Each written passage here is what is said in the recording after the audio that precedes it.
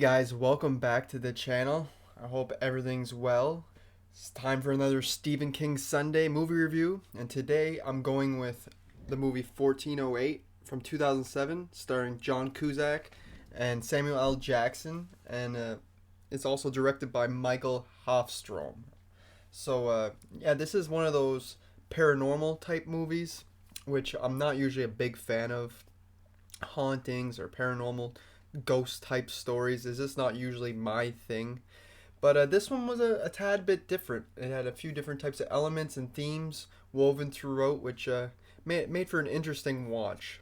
So this movie is about a guy named Michaels, who is played by John Cusack, who goes to these different haunted locations and different paranormal places, and pretty much debunks the mystery there and proves that it's not wrong. But while also writing books about them and kind of making money off of them, he he doesn't believe in the supernatural at all, and he doesn't believe in even like God. Not he mentions that, so he really believes in nobody but himself, and he pretty much thinks it's all just a hoax most of the time.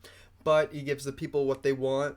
He doesn't completely say that they're fake. He does it in a way to get people still kind of believing, and they're just not too sure, and so they're rushing out and buying his books, and he's essentially making money off of them.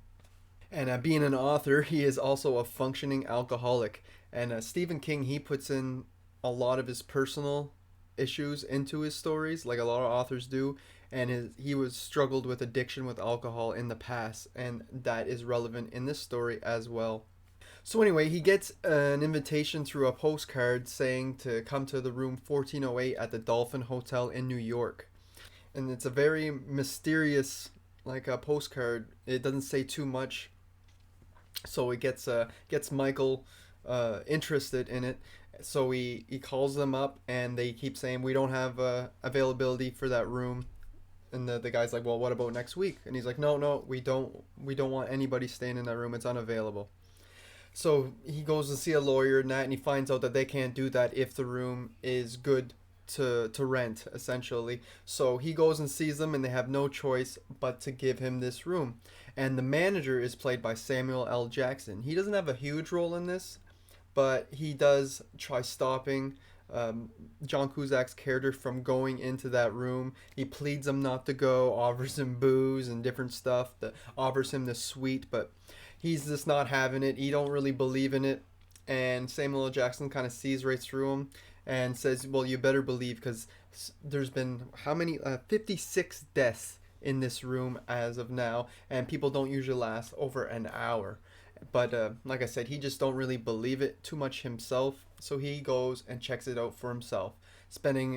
He wants to spend an entire night in this room, and it doesn't take long for things to get genuinely terrifying in the room once he's there, and he starts questioning himself and the supernatural itself. So that's essentially your basic plot to this film, but there was way more to it than what you think. They weave in different themes and personal problems with the character in the room. This is not your typical paranormal movie. So let's get into the positives. And one of the biggest positives of this film is the mystery. They do a really good job of only giving you a little bit at a time. Like the pace of this movie, it's kind of, I don't want to say a slow burn, because once you get into the room, things really start amping up. But it's the way they deliver the scenes. They do it in a way where it keeps you guessing, and it keeps you interested and wanting to stay and see how all this rolls out. Also, the atmosphere is great too, and this creates an amazing tension. Like, even when he's not at the room yet, he's just walking down the hall, you feel the tension starting to build already, and he hasn't even gotten there yet. He's so many doors away, and you can just feel it. And the things that happen in this movie are genuinely creepy. They're not just your typical ghost popping out jump scares nonstop like we see in modern times today. Even though this is 2007, this is a fairly new movie as well, but they don't rely on those cheap jump scares. Not to say that there's no jump scares in this film, there definitely is a few, but they're placed at the right times when you least expect it, and it's not overused. It's also not the main thing that makes it scary or whatever, because when you only use jump scares to make people scared, it it's a 1 second thing. You're more startling the person than you are actually scaring them. Like coming out of nowhere and shaking them, you're not so much scared, you're more startled, which is which doesn't stay with you. A minute later you'll be forgetting about it. But this, it definitely gets into your head, the scares in this film. This film is also visually impressive. It's like one big nightmare in this room. The different things that happen. Some of the scenes are even done better than a lot of the scenes in Nightmare on Elm Street, which is pretty much based all off of nightmares. From like they have a scene with the phone like melting and then reappearing, and just like from the fire to the freezing cold and the different ghosts walking around, the wallpaper, everything is just visually stunning. And it's just done very well in the cinematography department. Now, getting into the main character himself, like I said, he's a struggling alcoholic. He has these weird little things, like he sets a cigarette on the side of his nightstand in the rooms that he's in. It's like a superstition type of thing. That's what we see anyway, and what you try to figure out as the film's going on. But there's much more to this film than just the supernatural part. I think that is what really kind of throws people off, because this is really more a movie about grief, without getting into too much spoilers. But you slowly learn to find out that he was separated from his wife, and they had a child, but we don't really know what happened. You know that she's sick. You get a few flashbacks here and there, but without getting into, like I said, too many spoilers. This film does deal, the main theme I think would be grief, and John Cusack completely sells his character. He's completely believable as Michael. You really feel for him and understand where he's coming from. He he really does have psychological problems though, due to things that happen in his past, but I think that he was just written very well. And a big part of that is not just the writing, but it's John Cusack himself. He is a great actor. I pretty much like him in everything I've seen him in. So that obviously elevates this film as well. Now, I'm very mixed. I don't really know how I feel about the ending of this film. I do like it. I think it was clever, but I'm not exactly sure where it is on my ranking scale for a finale. And I'll explain a little bit more after I give my rating. Here's my rating for this film. I'm going to give this film, I think, a 7.5 out of 10. I think that's completely fair. This is a very good film. It, like I said, doesn't rely on cheap gimmicks or jump scares for its tension and its atmosphere and its scares itself. It actually has a good story to it. There's a lot more to it than what meets the eye at first. There's these underlining themes and messages all the way through. It's visually stunning, great acting. It's pretty much got it all. So yeah, that is my rating for this. Stick around. I'm going to give spoilers here in just a second because I want to discuss that ending. But if you haven't seen this film, make sure you stop watching here and go watch it. But if you don't care, here, I'm about to spoil things.